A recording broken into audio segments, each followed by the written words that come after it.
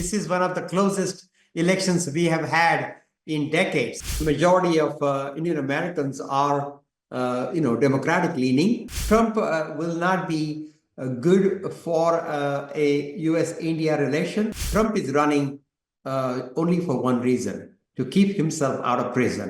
He's doing it all for himself. He does not have respect for democracy.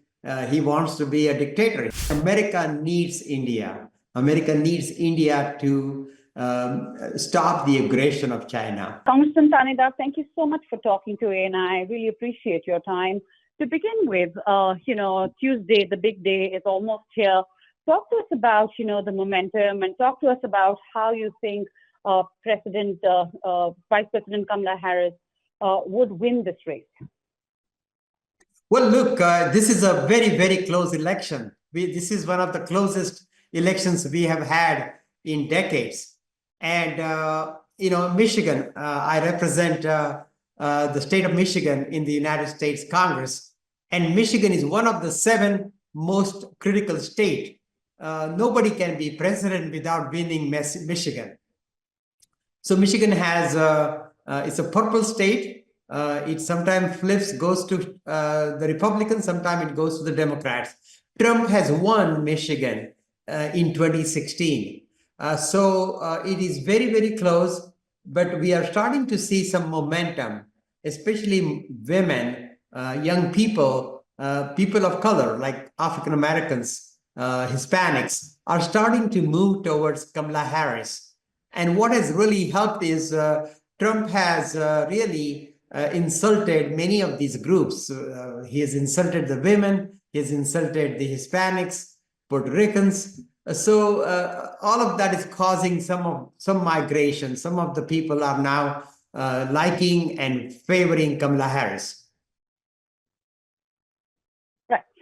Now, you talked about the swing state, Michigan, 7 states here, a very crucial race.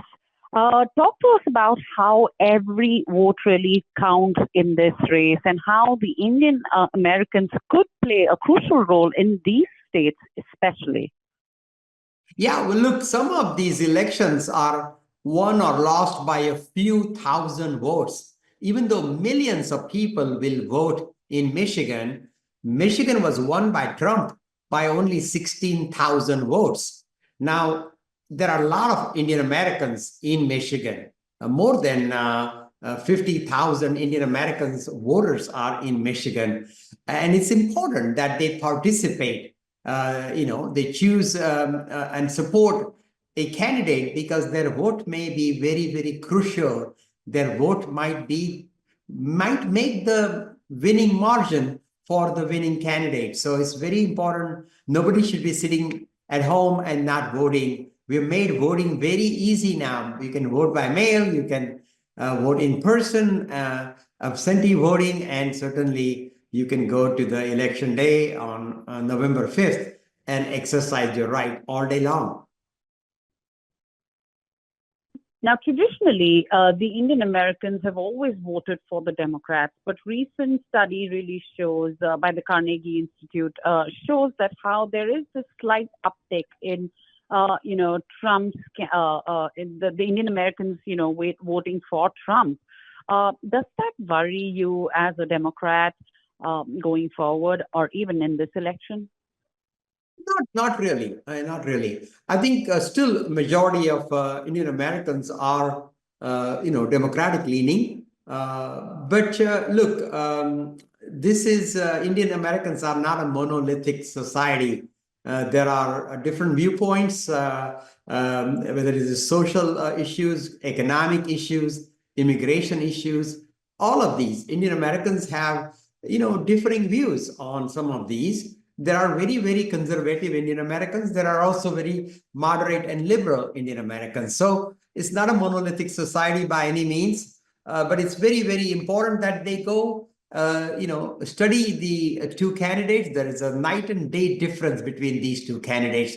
Kamala Harris is pro-democracy. She is pro-women's rights. She focuses on small businesses, creating opportunities for people to own their own businesses, start their businesses. as opposed to Donald Trump, he has been very hateful towards immigrants in the past.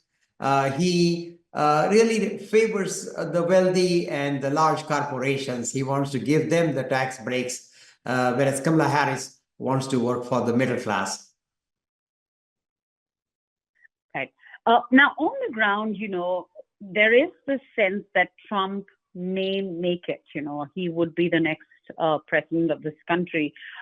He seems to have that political edge when it comes to, say, the narrative on economy, immigration. He's also kind of entered the Democrat base as such in certain ways, not fully, but certain ways. Is that a concern? Oh, absolutely. There is certainly a concern because if Trump becomes the president, he would enforce tariffs on countries like India and China. These tariffs will raise consumer prices, and it is estimated that each person over a period of the whole year may end up paying $4,000 more out of their pocket because of these Trump tariffs. So Trump will not be good for a US-India relation. Trump will not be good for economy. Under Trump, the stock market did not do as well as it did under the Democratic administration. Democrats always do better on economy, and people should remember that. Regardless of the propaganda that Trump has, he has a propaganda about his economic skills, his immigration policies. But really, Trump is running only for one reason, to keep himself out of prison. He's doing it all for himself. He's not thinking about the people, and he's certainly not thinking about the middle class. Right. Now, I did speak to a few experts, and they said that Trump is most likely to even declare victory on Tuesday night, long before the final results have been out, just to show that he has won and Kamala has lost. Are you worried about a January 6th kind of incident all over again if Trump does not win? Yes. He will,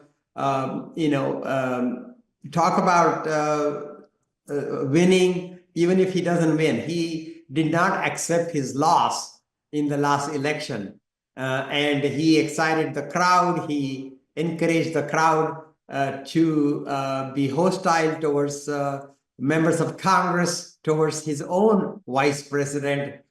So Trump is quite capable of talking about those kind of issues. He does not have respect for democracy. He wants to be a dictator. He himself said on day one he wants to be a dictator.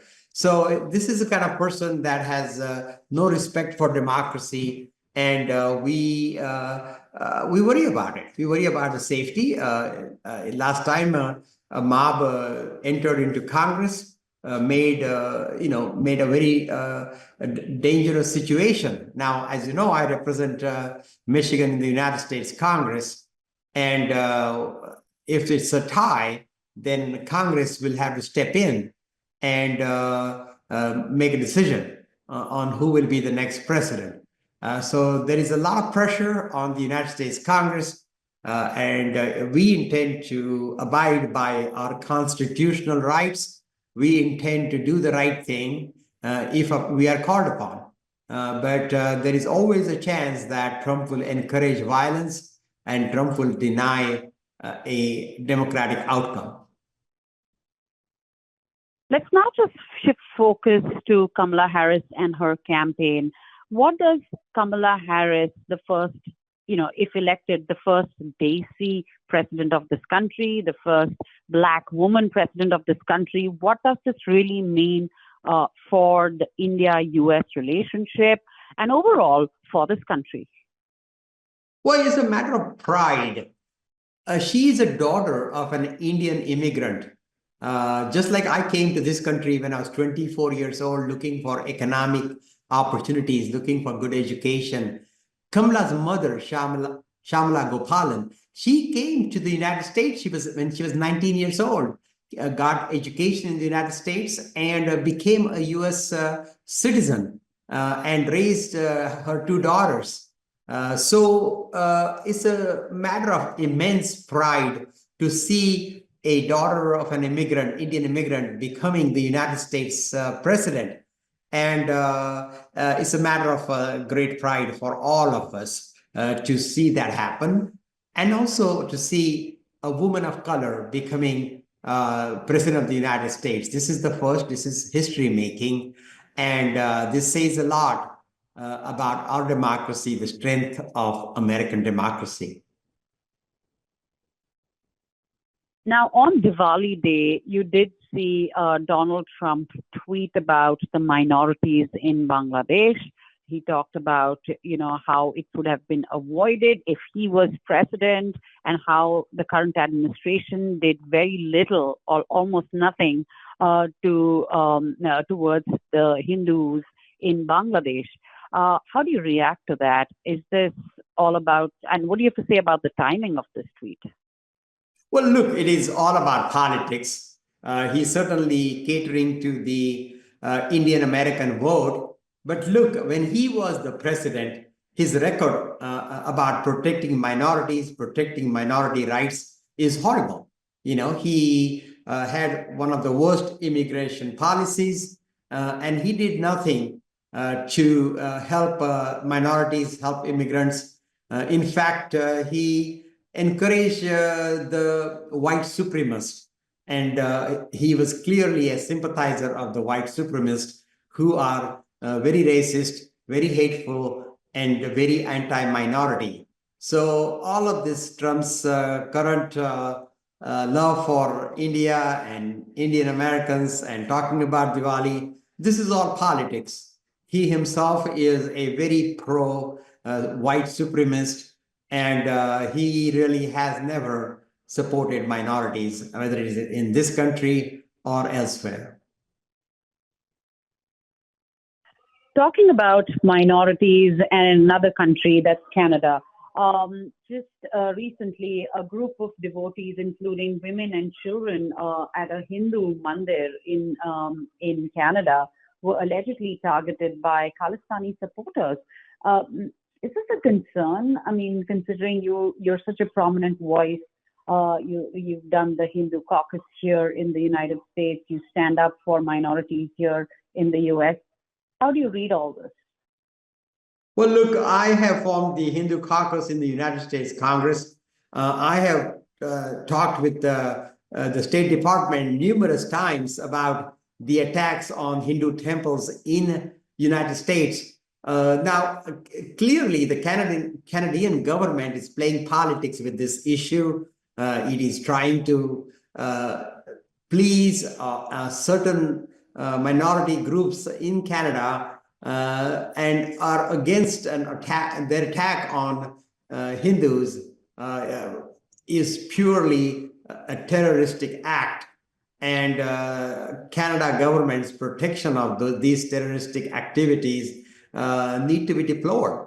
They need to be opposed. The Hindu minorities in Canada, like Hindu minorities in Bangladesh, have a right. They're human rights, and they need to be protected. And I have done a lot in the United States Congress, and I have done a lot in terms of putting pressure on Biden administration to address these atrocities, whether it is in Bangladesh or now is happening in Canada. All right. Before we wrap, any message that you'd like to give out to the people who are watching this in terms of, the elections, coming back to the elections, Tuesday, the big day, your final message? Well, look, India is very important. US-India relationships are very important for both the countries. India is soon to be the third largest economy in the world, and America needs India. America needs India to stop the aggression of China. America needs India to collaborate on defense and technology and agriculture and military operations. There's a lot India and US can do together. So whoever is the next president, will be very focused on having improved relationships. And I will work with the next president on improving India-US relationships. While we are just have less than 48 hours before polls close in America, and I urge all my fellow Indian Americans to look at the candidates currently running, look at their policies, look at their character, and make a decision on choosing the right candidate. Make sure that they exercise their vote. This is not the time to sit at home. This is the time to exercise your voting rights, and your voice matters. So please go vote in this election.